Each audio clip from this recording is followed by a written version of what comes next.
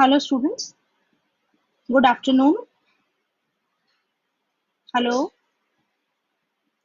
Hello students, good afternoon.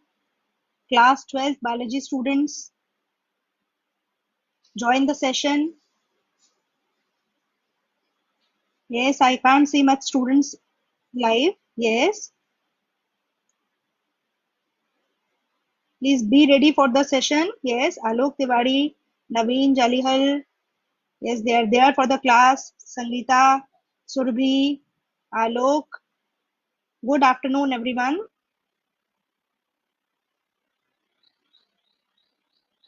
Yes, assemble for the class.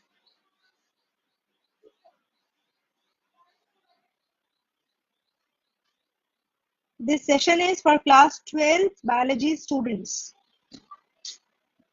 I am Monica Malhotra, PGT Biology, KV Pushp Vihar, New Delhi. This is the sixth session which I am going to take on 24th of April 2020 for the chapter 3 of your textbook, Human Reproduction. So that is a part 6. We are going to conclude this chapter today, and simultaneously I am going to switch over to the next chapter. So yesterday we had discussed many things. We had mainly discussed about the fertilization, about the implantation, and at the end of the session we were discussing about the process of parturition. So just for a quick recap, what all we discussed yesterday, I want to see whether you have revised that or not. Yes, join in for answering these questions. Yes, now question number 1. Question number 1 goes like this: the most correct sequence of early development of the embryo following fertilization is, so which is the correct sequence? Option A is zygote, blastomeres, morula, and blastocyst. You have to guess the correct sequence in which these stages are formed. Option B, oocyte, zygote, morula, and blastocyst. Option C, zygote, follicles, oocyte, and blastocyst. And then the option D, polar bodies, zygote, Graafian follicle, and blastocyst. Which is the correct sequence? Yes, come up with the correct answer.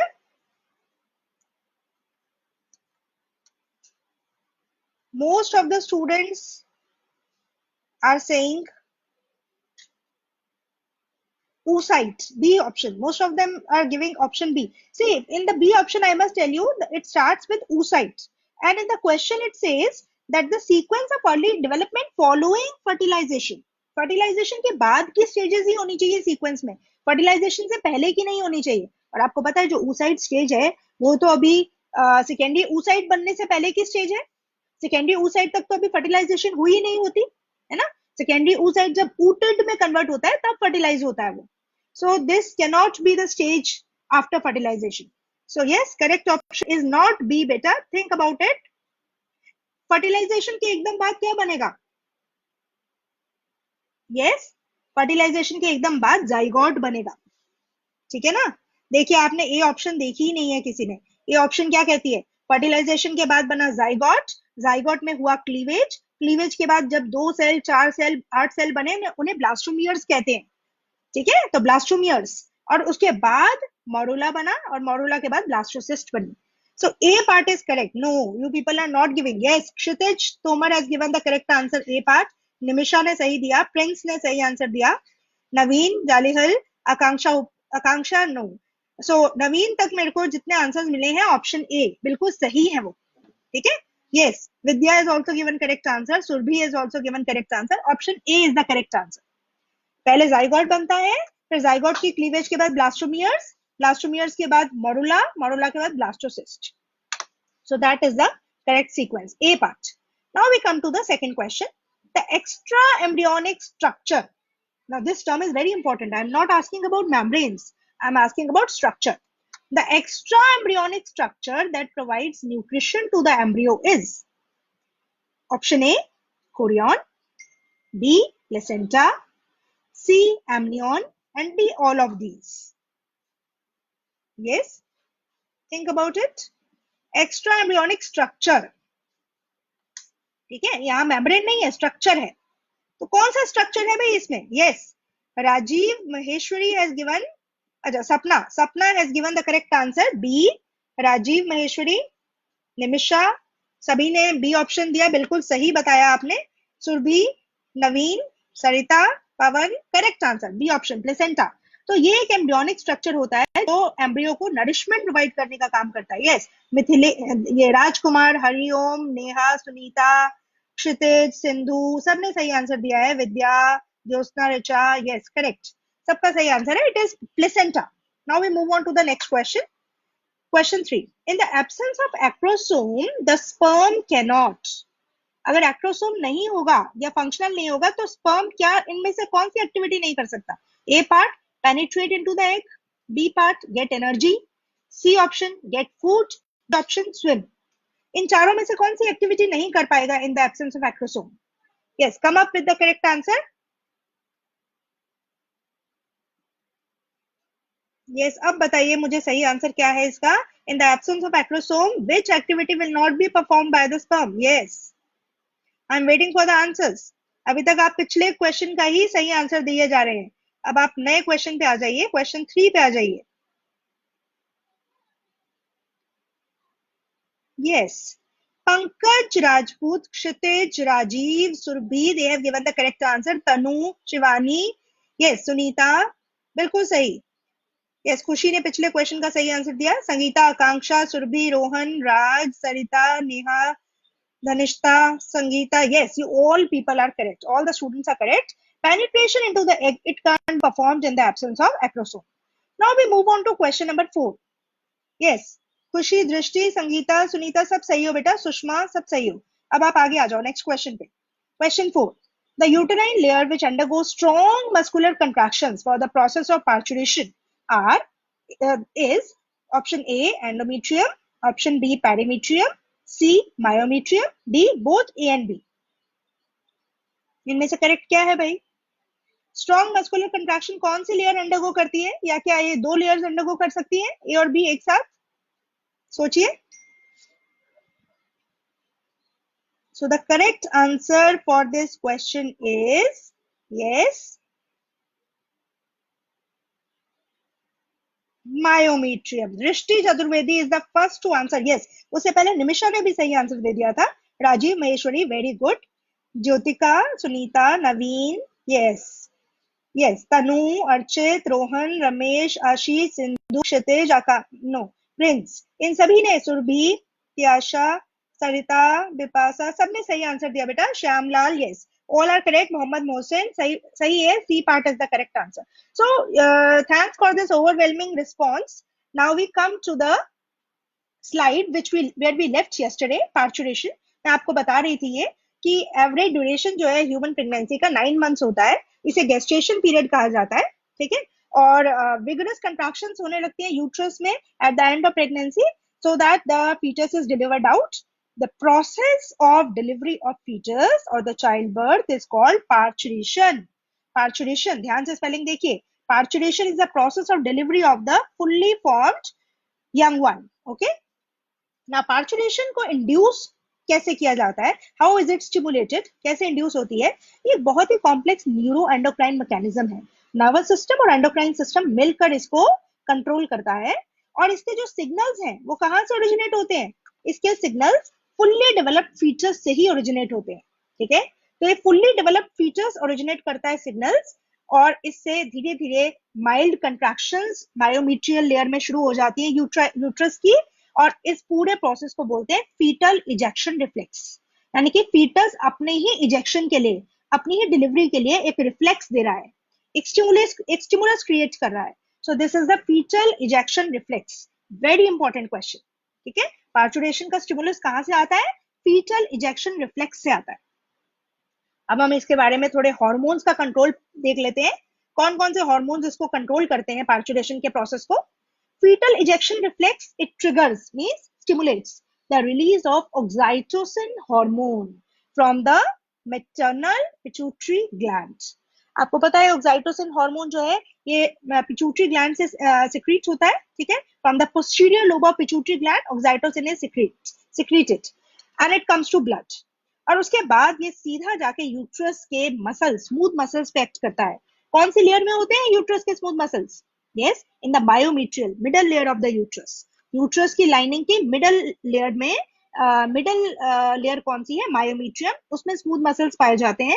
और ऑक्साइटोसिन के action से smooth muscles में contractions शुरू हो जाते हैं, ठीक है।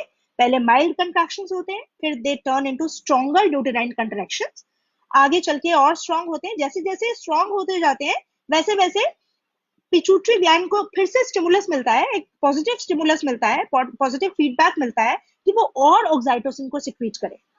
So more vigorous the uterine contractions, more is the release of oxytocin from the pituitary gland.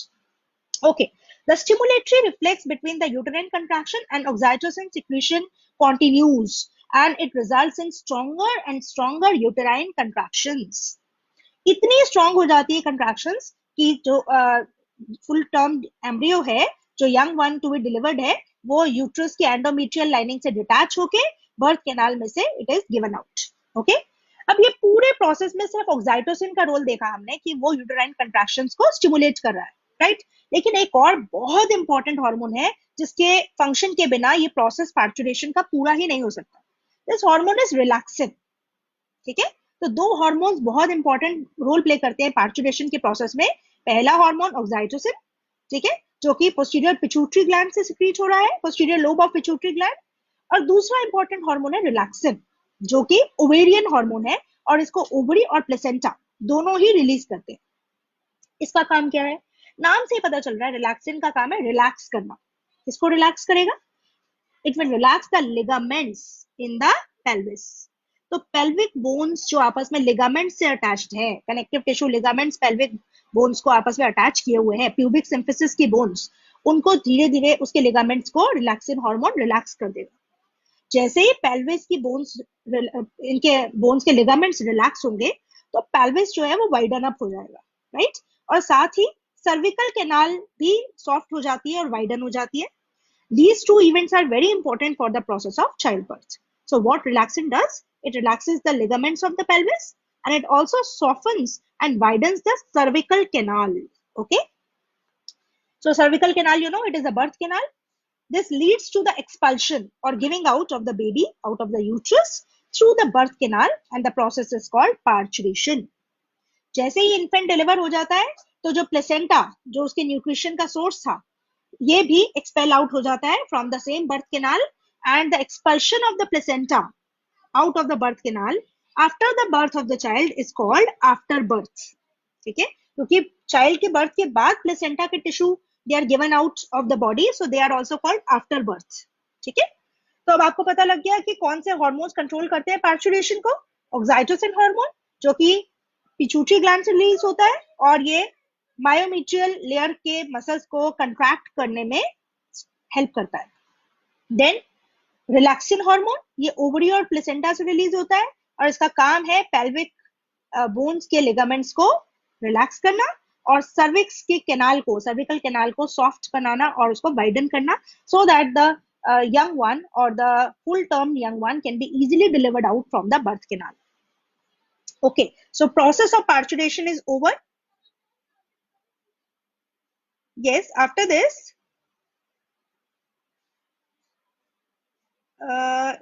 yes, Prince is asking what happens when the relaxin is in less concentration. Yes, if the relaxin is in less concentration, then pubic symphysis will not widen up. Okay, इसका ligaments relax नहीं होंगे, pelvic जो girdle है वो widen up नहीं होगा, और जब तक वो वाइडन अप नहीं होगा तो naturally, normally the child birth can not happen. Okay, then artificially this relaxin hormone is to be given to the patient, and so that the ligaments of the pelvic bones they can be relaxed. Okay, so next process is lactation. The mammary glands of the female, they undergo differentiation during the stage of pregnancy only, and then this immediately start producing milk after the process of parturition.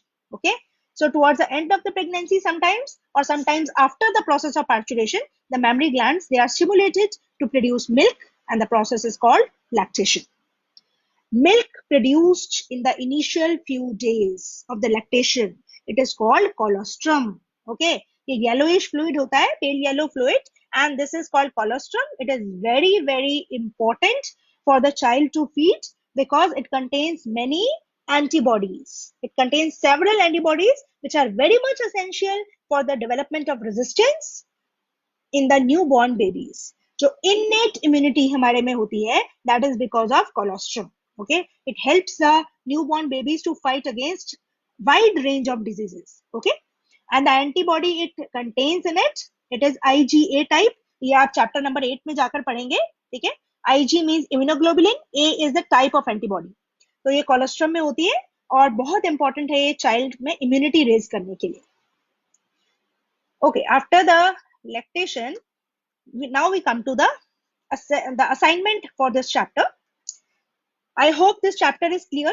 If anything is not clear to you, if you still some doubt is remaining, you can put a question in the comment box and I will answer it. Now we come to the assignment part of it. Okay, in the assignment, the question number 1 is, what is colostrum? What is its significance to the newborn baby? Just now we have discussed. So what is colostrum? It is a milk produced within the initial few days after parturition. The mother produces yellowish toned milk and this milk contains many antibodies. Significance क्या है newborn baby के लिए? इसका significance है it provides innate immunity to fight against many diseases, right? It increases the immunity in the newborn baby. Nourishment तो देता ही है, साथ में हमेशा के लिए immunity generate कर देता है newborn baby में. Okay, so after this question, we move on to the second question. This you people can easily answer. Yes. Question number 2. 3 of the steps of neuroendocrine mechanism in respect of parturition are mentioned below.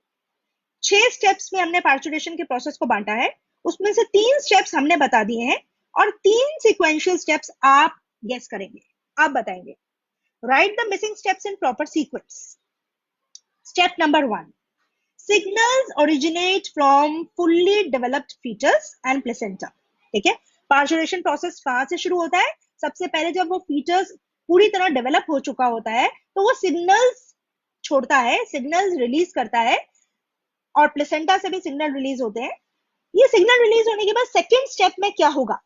Yes, क्या बोलते हैं इन signals को? Second step में वही आएगा, बताइए. ये signals जब ओरिजिनेट होते हैं तो कौन सा रिफ्लेक्स जनरेट होता है? बी पार्ट में वही रिफ्लेक्स का नाम आएगा. Guess it, answer in the comment box. Yes, I am waiting for your answers, students. Answer the B option. What you will fill in the blank of B? कौन सा reflex generate करता है foetus? बताइए. I am not seeing much students answering.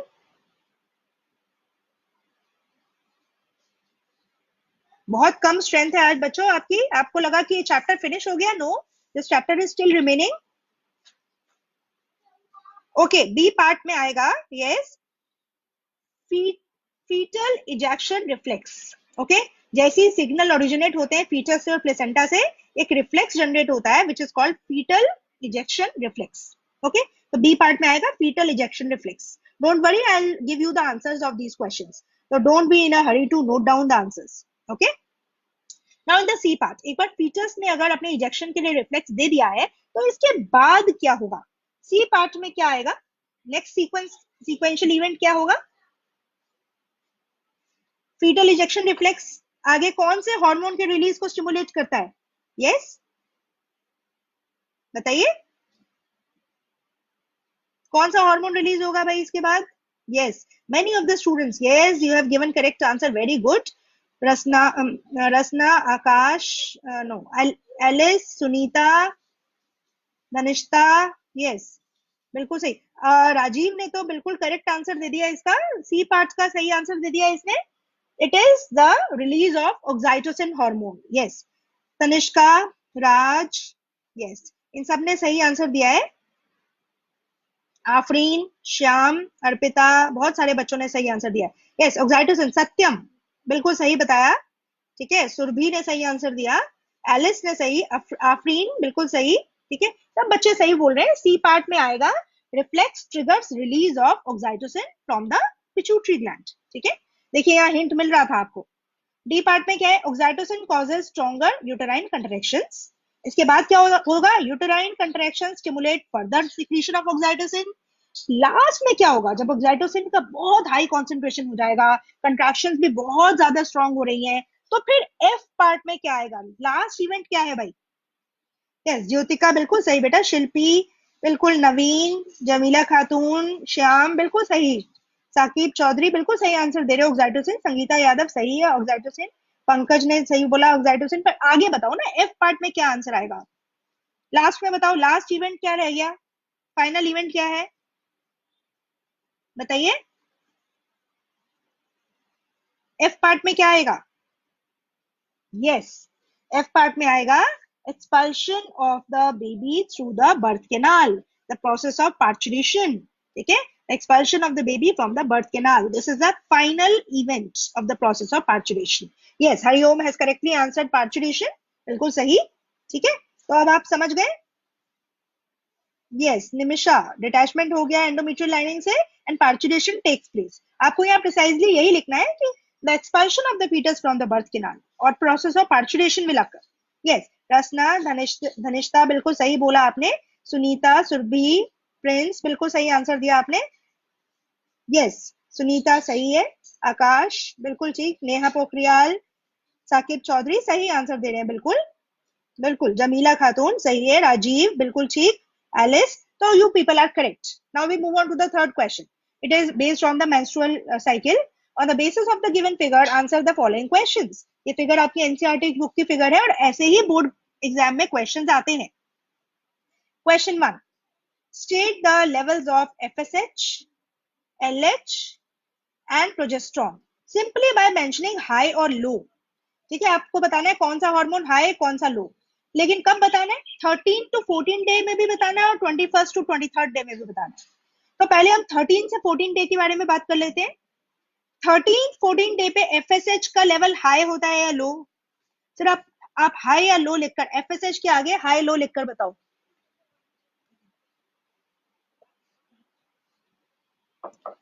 Yes, now answer this.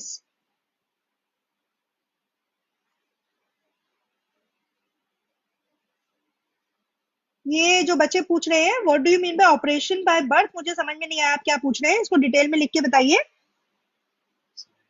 Okay, I think you are talking about caesarean. Okay, so that is the condition जो आप मुझे पूछ रहे थे कि अगर रिलैक्सिन हार्मोन ज्यादा प्रोड्यूस नहीं होता है, ऑक्साइटोसिन अंडर प्रोड्यूस रह जाता है, कोई रीजन है जिसकी वजह से जो एम्ब्रियो का जो पोजीशन है in the towards the birth canal it is not correct, head should point towards the birth canal and the tail region should be towards the upper side. If the position is not correct, then the normal parturition cannot happen and then there has to be, it has to be operated out. Okay, तो ये सब beyond the scope of your book है questions. Yes, ये बच्चों ने answer करना भी शुरू कर दिया। आपने मेरे को बताया कि 13 से 14 डे पे एफएसएच हाई है, बिल्कुल सही आंसर दिया आप सबने, वेरी गुड। एफएसएच का लेवल हाई है 13 से 14 डे तक। एलएच का लेवल बताइए, luteinizing hormone. Yes, very good Neha, बता दिए ऐसे कि एलएच भी हाई रहता है 13 14 डे तक, एलएच भी हाई रहता है, एफएसएच भी हाई रहता है। और प्रोजेस्ट्रॉन, प्रोजेस्ट्रॉन का लेवल 13 से 14 डे आप देख रहे हैं, प्रोजेस्ट्रॉन का लेवल कितना लो है, देख रहे हैं आप, ये 13 से 14 डे है, progesterone is very low, LH is very high, FSH is also very high. ठीक है, अब हम 21st से 23rd की बात कर लेते हैं। यस, निमिषा, ज्योत्सना, विद्या, राज, प्रिंस सब सही कह रहे हो, सबने सही आंसर दिया है, सुनीता सही आंसर दिया है। अब हम बात करते हैं 21st से 23rd। यस, आंसर देना शुरू कर दिया आपने, प्रिंस, सुनीता, आकाश सबने बोला लो, सुरभि लो, बिल्कुल ठीक।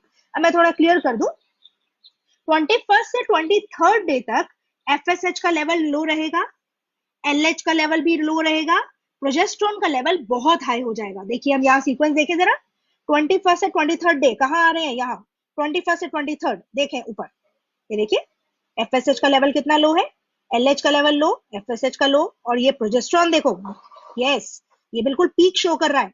तो 21st 23rd डे तक प्रोजेस्टेरॉन की पीक दिखाई दे रही है। समझ आ रहा है आपको इस डायग्राम से? तो आपको कुछ नहीं करना है, सिर्फ डायग्राम देखकर ही आंसर करना है। Now question number 2, in which of the above mention phases does egg travel to fallopian tube? बताइए कौन से फेज में एग जो है फेलोपियन ट्यूब में पहुंचता है? अब आप यहाँ देख रहे हैं ओव्यूलेशन हो रही है, यहाँ on the 14th day of the cycle ovulation हो गई, इसके बाद ही यहाँ से एग रिलीज हुआ है और इसके बाद ही फेलोपियन ट्यूब में पहुंचेगा। तो ये कौन से फेज में पहुंच रहा है उसके बारे में आंसर दीजिए। In which phase? हाँ बिल्कुल सही, आपने सही आंसर दे दिया बेटा, very good. 21 to 23 progesterone high, FSH low रहेगा। प्रोजेस्टेरॉन और एफएसएच एंटागोनिस्टिक हार्मोन्स है। जब प्रोजेस्टेरॉन हाई रहेगा तो एफएसएच को लो होना ही है, ठीक है, ये आप ध्यान रखिए। चलिए अब बताइए आप कौन से फेज में एग ट्रेवल करके फेलोपियन ट्यूब में पहुंचेगा? ये पहुंचेगा eight the end of follicular phase, जिसको हम अलग से हमने बात की थी। यस, फॉलिकुलर फेज के एंड में ये ओव्यूलेशन हो जाती है, इसे हमने अलग से ओव्यूलेटरी फेज के फॉर्म में भी पढ़ा था, ठीक है। ओव्यूलेटरी फेज में ओव्यूलेशन हो जाती है, सेकेंडरी oocyte रिलीज हो गया और फेलोपियन ट्यूब के एम्पुला में पहुंच गया।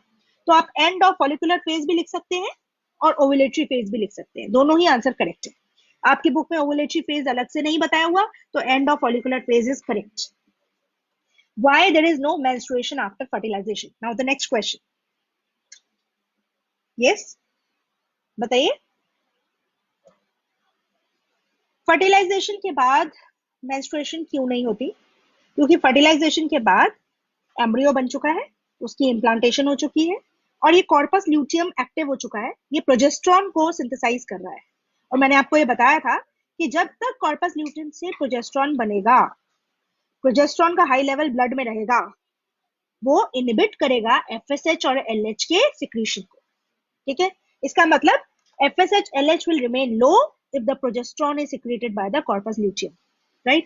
जब तक FSH LH लो रहेंगे तब तक ओवरी में कोई नया फॉलिकल डेवलप नहीं होगा, और अगर ओवरी में नया फॉलिकल डेवलप नहीं होगा तो this menstrual cycle will also be at a rest, it will be arrested for the time being till the process of parturition occurs, okay. तो इसका आंसर आपको मैं यहाँ दिखा रही हूँ, देखिए। Menstruation does not occur during pregnancy upon fertilization due to high level of progesterone secreted by the persisting corpus luteum and the placenta. Okay, so all the answers are given over here. You can refer to this answer sheet for getting the answers of those questions. Okay, so next we come to the fourth question. A sperm fertilizes a human egg in the fallopian tube. You all know, in the ampulla region. Trace the events. ये 5 marks में या 3 marks में question आ सकता है. Trace the events that the fertilized egg will undergo up to implantation of blastocyst in the uterus. यानी कि आपको events कहां से बताने शुरू करने हैं? फर्टिलाइजेशन के बाद से, जाइगोट फॉर्मेशन के बाद से, ठीक है। कब तक बताने हैं? जब तक ब्लास्टोसिस्ट का फॉर्मेशन हुआ और वो इम्प्लांट हो गई in the endometrium of the uterus.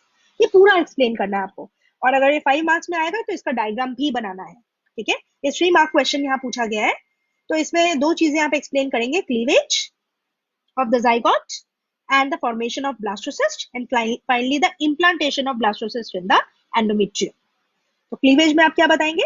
Fertilized egg, it starts dividing by specific, यहाँ by आना था, sorry, specific mitotic division called cleavage. Zygote undergoes mitotic division in the isthmus of oviduct to form daughter cells, ठीक है, and the cells formed as a result are called blastomeres. तो blastomer की formation हो रही है। 3 to 4 days after fertilization, morula turns into 16 to 32 cell stage called blastocyst. Blastocyst में या blastula में outer peripheral cells they form trophoblast, and the inner cells they form inner cell mass.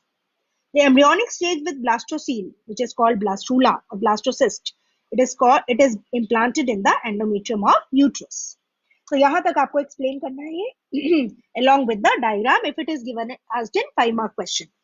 अगर diagram नहीं पूछा है, 3 मार्क का question है, तो इतना ही बताना है। I hope now you know how you have to answer the questions, what type of questions can be asked.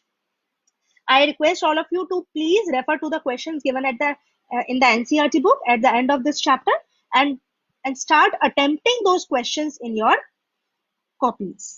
Okay, if you find any difficulty, you can post me a comment and I will answer that. Okay, that ends our chapter 3, human reproduction. And as we have much time left, we'll switch over to the next chapter in the same session, chapter 4. I will just give you a brief introduction about this chapter, and the main part of this chapter we will deal tomorrow. So here I start with the first session of chapter 4, reproductive health. It is the part 1 which I am going to start with. Yes, बहुत सारे बच्चों ने बहुत अच्छे answers दिए हैं. Very good. Okay. Some of the students are asking why do miscarriage occurs. Miscarriage के बहुत सारे reasons हो सकते हैं. It can be some defect in the fetus, some chromosomal abnormality can be there, and it can also be the reason कि implantation जो है precisely नहीं हुई है, बहुत ही superficial हुई है, और उसके बाद जैसे ही वो grow होने लगा, size increase हुआ fetus का, तो वो detach हो गया endometrium से and it falls in the uterus. There can be so many reasons. Even the fetus can undergo some infection, some viral infection जिसकी वजह से उसका ऑटो एबॉर्शन हो सकता है. तो बहुत सारे रीजन होते हैं मिसकैरेज के. It's a vast thing.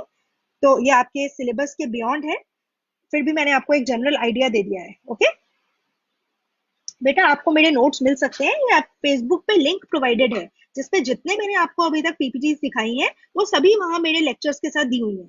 ठीक है, so you can get from there.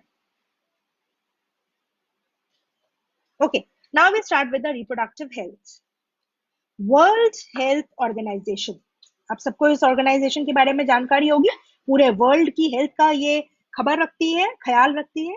जैसा कि अभी आपने देखा कोरोना वायरस का जो पेंडेमिक जो पूरे विश्व को, पूरे वर्ल्ड को अफेक्ट कर रहा है, उसमें सारी गाइडलाइंस डब्ल्यूएचओ से ही आ रही है.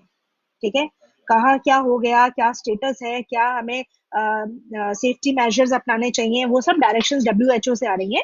सो वर्ल्ड हेल्थ ऑर्गेनाइजेशन ये रिप्रोडक्टिव हेल्थ को कैसे डिफाइन करता है. In according to WHO, reproductive health means total well being of an individual in all aspects of reproduction. Reproduction के कौन कौन से एस्पेक्ट्स हैं? Physical aspect, emotional aspect, behavioral aspect and social aspect. So only the physical well-being is not important for the reproductive health. The individual also has to be emotionally well.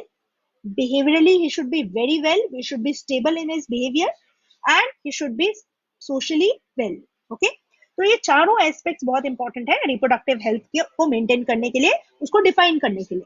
Right, reproductive health में क्या, इसकी क्या problems हैं, क्या strategies frame की गई है reproductive health को मेंटेन करने के लिए वर्ल्ड ओवर और स्पेशली इंडिया में. ठीक है, तो गवर्नमेंट का एक सेपरेट डिपार्टमेंट होता है ये हेल्थ केयर का, जिसमें वो ऐसे प्रॉब्लम्स को they think over the problems and they provide the strategies. और ये सिर्फ गवर्नमेंट का काम ही नहीं है, कुछ एनजीओज भी हैं, नॉन गवर्नमेंट ऑर्गेनाइजेशंस हैं. ठीक है, नॉन गवर्नमेंट ऑर्गेनाइजेशंस भी इस डायरेक्शन में काम करती हैं और बहुत सारा उनका जो काम है वो रिप्रोडक्टिव हेल्थ को मेंटेन करने में सोसाइटीज में हेल्प करता है. राइट, तो इंडिया जो है उन बहुत फर्स्ट कंट्रीज में से है जो सबसे पहले जिन्होंने रिप्रोडक्टिव हेल्थ की इंपॉर्टेंस को जाना और फैमिली प्लानिंग जैसे प्रोग्राम्स को इनिशिएट किया. ये प्रोग्राम 1951 में गवर्नमेंट ऑफ इंडिया द्वारा इनिशिएट किया गया था, family planning, because at that time the population, after gaining independence, the population started increasing geometrically. Geometrically means very fast. ठीक है, बहुत जल्दी जो पॉपुलेशन है वो इंक्रीज होनी शुरू हो गई. और इतनी पॉपुलेशन आउटबर्स्ट को देखते हुए गवर्नमेंट ऑफ इंडिया ने थोड़ी चिंता उनको हुई कि भाई पॉपुलेशन इतनी फास्ट बढ़ेगी तो रिसोर्सेज शॉर्ट हो जाएंगे. इसीलिए उन्होंने फैमिली प्लानिंग जैसा एक प्रोग्राम स्टार्ट किया. ठीक है, और आपको पता है कि उस टाइम पे बहुत बड़ी बड़ी फैमिलीज हुआ करती थी.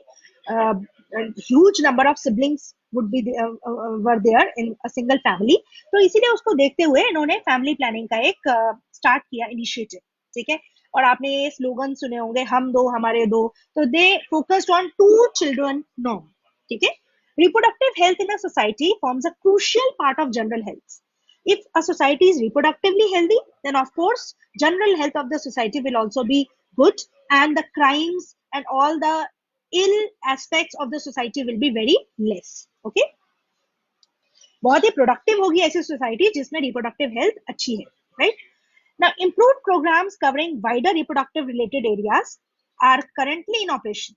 ठीक है, बहुत सारे ऐसे एरियाज हैं जो गवर्नमेंट ऑफ इंडिया जिन पे फोकस कर रही है और उस पर बहुत सारे काम कर रही है। और ऐसे जो एरियाज हैं उनको एक पॉपुलर नाम दिया गया है, reproductive and child health care programmes, RCH programmes. इसका फुल फॉर्म आ सकता है आपको, रिप्रोडक्शन या reproductive and child health care programme, right. इसके अंडर बहुत सारे प्रोग्राम्स हैं जो कि गवर्नमेंट ऑफ इंडिया द्वारा लॉन्च किए गए हैं, जो सोसाइटी की रिप्रोडक्टिव हेल्थ को इंप्रूव करने का काम कर रहे हैं, मेंटेन करने का काम कर रहे हैं। ठीक है, हेल्थ और एजुकेशन यंग लोगों की, ये इस प्रोग्राम का हिस्सा है। चाइल्ड मैरिज को बंद कर दिया गया, इसको लीगलाइज कर दिया गया कि जो मैरिजेबल एज है वो 18 इयर्स एंड अबव है for females and 21 years and above for mails. Okay, तो ये मैरिजेबल एज जो एक डिसाइड की गई, इसने चाइल्ड मैरिज जैसे जो अब्यूजेस थे हमारी सोसाइटी में उसको खत्म कर दिया और इससे पॉपुलेशन कंट्रोल करने में बहुत मदद मिली। ठीक है, child bearing age, it also has to be in optimum as.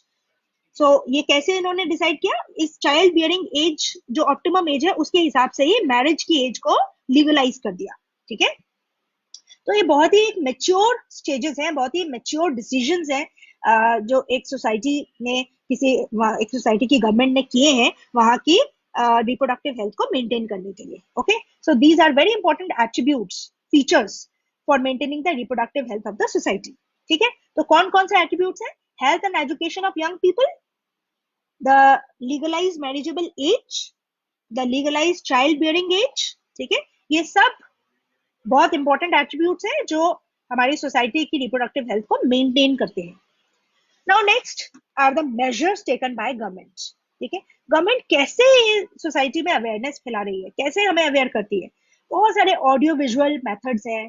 ठीक है, आपने देखा होगा कि गवर्नमेंट में पूरा जो इसका हायरार्की है हेल्थ केयर सिस्टम की, इवन ग्राउंड लेवल तक है। गांव में भी आंगनवाड़ी जैसे ऑर्गेनाइजेशंस होती हैं जो कि ये इनिशिएटिव लेती हैं, गवर्नमेंट के इन प्लान्स को गांव तक पहुंचाने का काम करती हैं, बहुत छोटी छोटी स्किट्स करके, ऑडियो विजुअल प्रोग्राम्स करके, नुक्कड़ नाटिका, ये सब क्या, दीज आर द वेज, ये सब ऑडियो विजुअल मेथड्स हैं।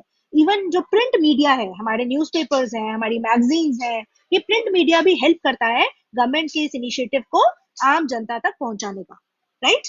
Family members, close relatives, they are also involve in this awareness campaigns. ठीक है, गवर्नमेंट ऑफ इंडिया ने क्या इंपॉर्टेंट मेजर्स अडॉप्ट किए हैं, sex education is one of the very important measure. It was introduced in schools to provide the awareness to the students. Okay, the students who are in the adolescence age, they must be educated about the reproductive health. Now what is adolescence? The stage after completing the puberty when the individual becomes sexually mature is called adolescent age. Okay, जब वो childhood से निकलकर adulthood की तरफ आ रहा है उस as को एडोलेसेंस एज कहते हैं। ठीक है, आप सबको पता है कि एडोलेसेंस प्रोग्राम्स बहुत सारे इंट्रोड्यूस किए गए गवर्नमेंट ऑफ इंडिया द्वारा। ठीक है, जिसमें सेक्स एजुकेशन और रिप्रोडक्टिव हेल्थ एजुकेशन जो है प्रोवाइड की गई स्टूडेंट्स को, right. So next is proper information about reproductive organs, adolescence and related changes during the adolescence, safe and hygienic sexual practices, sexually transmitted diseases, AIDS, ये सभी ऐसे areas हैं जिनकी जानकारी स्टूडेंट लेवल से ही, एडोलेसेंट एज से ही होनी बहुत जरूरी है। और इसीलिए आप देखते हैं कि इन सभी टॉपिक से रिलेटेड चैप्टर्स आपके साइंस के सिलेबस में इंट्रोड्यूस किए गए हैं। ये बहुत ही सोच समझ के इंट्रोड्यूस किए गए हैं बच्चों को बहुत अर्ली स्टेज से इन सभी एस्पेक्ट्स के लिए एजुकेट करने के लिए।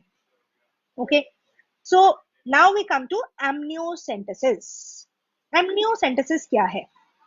एमनियोसेंटेसिस एक टेक्निक का नाम है। ठीक है, it is a prenatal test. Prenatal मतलब बच्चे के बर्थ से पहले ही हो जाने वाला टेस्ट है। ठीक है, इस टेस्ट को क्यों किया जाता है?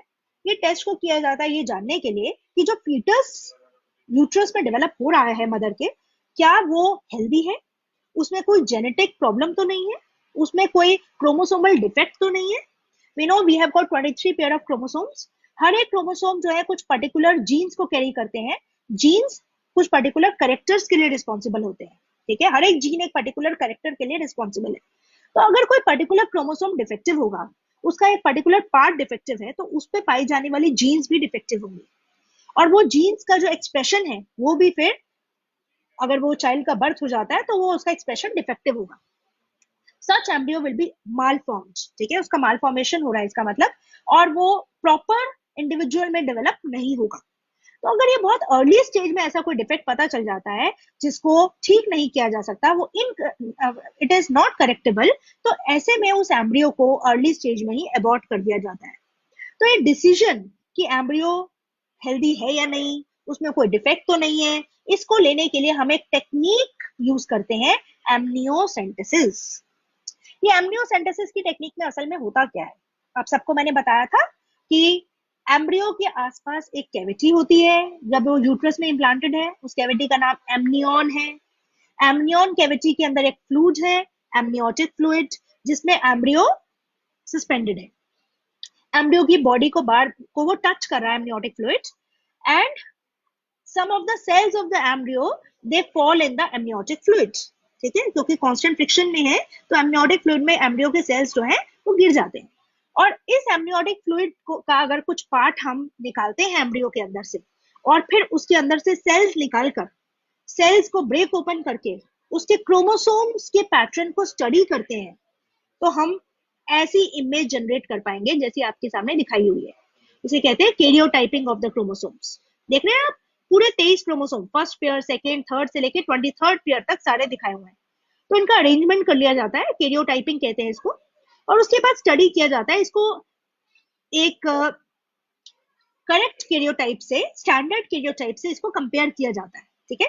जिस भी एम्ब्रियो की कैरियोटाइपिंग की है हमने, उसको स्टैंडर्ड कैरियोटाइपिंग से कंपेयर किया जाता है, देखने के लिए कि हर एक क्रोमोसोम का जो शेप है, स्ट्रक्चर है, लेंथ है, बराबर है या नहीं है। उसके मेंबर्स, हर एक क्रोमोसोम पेयर में 2 ही मेंबर है, कहीं एक मेंबर कम तो नहीं हो गया, कहीं एक मेंबर ज्यादा तो नहीं हो गया। तो ये सब चीजें हम एमनियोसेंटेसिस के रिजल्ट में चेक करते हैं। तो ये क्या है? It is a prenatal test in which a small amount of amniotic fluid is removed from the amniotic sac surrounding the fetus for testing. It is a technique used to find out the chromosomal abnormalities in the developing embryo by using the amniotic fluid.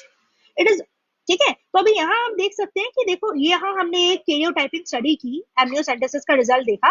इसमें हम देख सकते हैं कि जो ये 21st pair chromosome का है, इसमें 2 ये पर्पल कलर के मेंबर्स तो इसके अपने हैं जो सही हैं। एक तीसरा मेंबर फालतू में आ गया है, देखिए ये एक्स्ट्रा क्रोमोसोम है, 21st क्रोमोसोम। और जब 21st क्रोमोसोम के 2 मेंबर ना होके 3 हो जाते हैं, इसे क्या बोलते हैं? ट्राइसोमी। 21st क्रोमोसोम की ट्राइसोमी, ये एक सिंड्रोम को जनरेट करती है, down syndrome. Such an individual will be defective individual, okay. इसमें डिफेक्टिव जो कैरेक्टरिस्टिक्स हैं डेवलप होंगे, और अगर टाइम रहते ही एमनियोसेंटेसिस में ही पता चल जाता है ये, तो हम इस एम्ब्रियो का डिसीजन ले सकते हैं कि इसको अबॉर्ट कर देना चाहिए, it should not take birth, okay. So this is a prenatal test in which such defects can be found. देखिए यहाँ पर एडवर्ड सिंड्रोम दिखाया हुआ है, 18th क्रोमोसोम में 3 मेंबर आ गए हैं, ट्राइसोमी 18th क्रोमोसोम में हो गई है। यहाँ देखिए टर्नर सिंड्रोम दिखाया हुआ है, जो 22 क्रोमोसोम है, ऑटोसोम्स वो तो बिल्कुल सही है। 23rd क्रोमोसोम में एक्स के साथ कुछ भी नहीं है, ना वाई है और ना दूसरा एक्स है।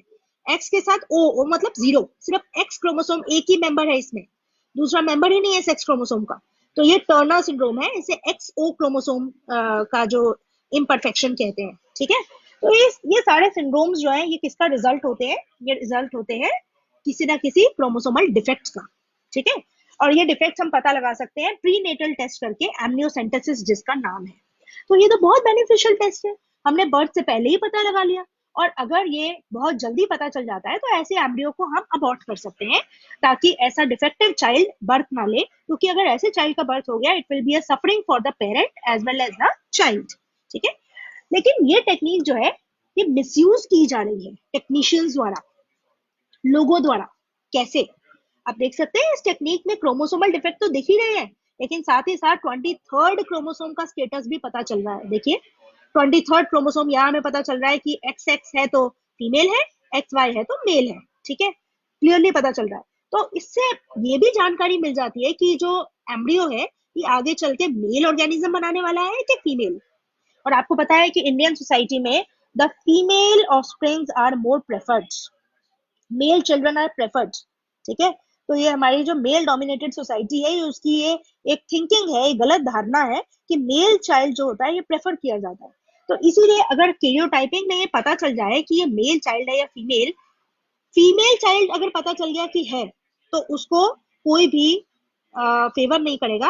And there are many conservative families who would not like a female to take birth in their families, and before birth only they will try to abort such a female fetus. इसे female feticide कहते हैं। Female fetus का जो उसको killing killing the female fetus. ठीक है, तो इसको मिसयूज कैसे किया जाता है? To check the female fetal sex determination based on the chromosomal pattern in the amniotic fluid surrounding the developing embryo. And suppose the developing fetus is female fetus, it might be aborted. Okay, तो इसका female foeticide का ये एक कारण बन सकता है। इसीलिए जो टेक्नीशियंस होते हैं उनको ये उनसे एक ओथ ली जाती है, उनसे उन्हें ये कहा जाता है कि ये अंडरटेकिंग दे कि वो कभी भी सेक्स डिटर्मिनेशन रिवील नहीं करेंगे पेरेंट्स को, और ये टेक्निक को सिर्फ यूज करेंगे क्रोमोसोमल डिफेक्ट की जानकारी देने के लिए। Okay, so next is population explosion and birth control. आपको पता है इंडिया में पॉपुलेशन एक्सप्लोजन हम ऑलरेडी रीच कर चुके हैं। ठीक है, the population is exponentially increasing, resources are falling short, that is increasing the competition among the population. ठीक है, तो ये पॉपुलेशन एक्सप्लोजन को रोकने के लिए, इसको कम करने के लिए हमें क्या करना पड़ेगा? हमें पॉपुलेशन के इंक्रीज को रोकना पड़ेगा। वो कैसे रोकेंगे हम? By controlling the live births. ठीक है, बर्थ कंट्रोल करके। improved quality of life of people, increased health facilities and better living conditions, ये 3 कारण है पॉपुलेशन एक्सप्लोजन के। ये क्वेश्चन आ जाता है पेपर में, बोर्ड एग्जाम में पूछा जाता है कि चीफ रीजंस क्या है पॉपुलेशन एक्सप्लोजन के। पहला कारण है इम्प्रूव्ड क्वालिटी ऑफ लाइफ। हमने इतनी तरक्की कर ली है, इतनी हमें हेल्थ केयर में फैसिलिटीज मिल गई हैं, या हम लोगों ने, हमारी सोसाइटी इतनी फैसिलिटीज अटेन कर चुकी है कि हमारी जो क्वालिटी ऑफ लाइफ है वो बड़ी अच्छी हो गई है। ठीक है, और दूसरा हमारे हेल्थ सेक्टर में हमने बहुत इंप्रूवमेंट की है, बहुत एडवांसमेंट्स की हैं, इसलिए जो नॉर्मल एक्सपेक्टेंसी है लाइफ की वो इंक्रीज हो गई है, एवरेज एज इंक्रीज हो गई है इंडियन इंडिविजुअल्स में। ठीक है, इंडियन पॉपुलेशन में।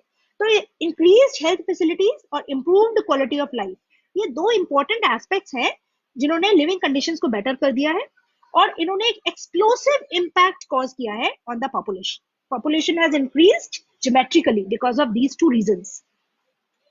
और रीजन क्या है? डेथ रेट रैपिडली लो हो गया है। ठीक है, मैटरनल मोर्टेलिटी रेट, यानी कि at the time of giving birth, पहले क्या होता था, बर्थ के टाइम, पार्चुरेशन के प्रोसेस के टाइम मेडिकल कंडीशंस अच्छी प्रोवाइड नहीं होती थी। जो फीमेल्स हैं उनको प्रॉपर मेडिकल कंडीशंस नहीं मिलती थी, हेल्थ केयर फैसिलिटीज नहीं मिलती थी, इसीलिए पार्चुरेशन के टाइम कॉम्प्लिकेशंस आने पे जो टू बी मदर्स हैं उनकी डेथ हो जाती थी, sometimes even the young one used to die. लेकिन अभी क्या है, बहुत अच्छी जो पार्चुरेशन फैसिलिटीज जो है, चाइल्ड बर्थ फैसिलिटीज अवेलेबल है, हेल्थ केयर फैसिलिटीज अवेलेबल है, even at the grass root level of our villages. इसीलिए मैटरनल मोर्टेलिटी रेट जो है बहुत कम हो गया है। ठीक है, IMR, infant mortality rate. At the time of the birth, the infants used to die because of the lack of healthcare facilities. अब infant mortality rate भी कम हो गया है, बहुत अच्छे से लाइव बर्थ्स हो जाते हैं because of the increased healthcare facilities. ठीक है, तो ये इन सभी रीजंस की वजह से जो पॉपुलेशन एक्सप्लोजन है वो हो रहा है। ठीक है, इसके अलावा रिप्रोडक्टिव एज ग्रुप में individuals human population, sorry, Indian population में बहुत ज्यादा है। ठीक है, आपको पता है यहाँ पर क्योंकि पॉपुलेशन जल्दी बढ़ती है, इसीलिए रिप्रोडक्टिव एज ग्रुप में भी इंडिविजुअल्स बहुत ज्यादा है। ये भी पॉपुलेशन एक्सप्लोजन का बहुत इंपॉर्टेंट कारण है। ठीक है, तो और कारण क्या हुए पॉपुलेशन एक्सप्लोजन के? Decline in the death rate, decline in the maternal mortality rate, decline in the infant mortality rate, ठीक है, and increase in the population of reproductive age group.